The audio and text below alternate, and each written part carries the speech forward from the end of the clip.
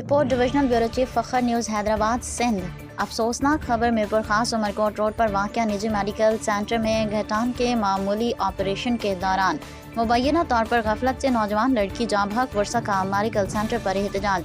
हमारी बच्ची का मामूली ऑपरेशन था, अदम तवज्जो और सही इलाज ना होने के बायस इंतकाल हुआ है।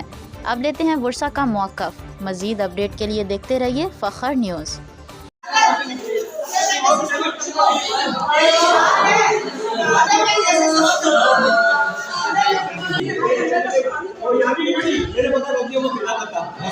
डॉक्टर नहीं कहाँ है?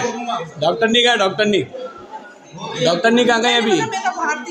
आप जो डॉक्टर नहीं ने ऑपरेट कैसे करा जब बच्ची ने खाया हुआ था तो अथेंटिक बंदा तो लेकर आए जो जिससे हम बात करें। इसने वो बाहर बैठे सारे, कौन है? कोई भी नहीं, रिसेप्शन पे सब भाग गए। रिसेप्शन पे कोई भी नहीं है, सब भाग गए।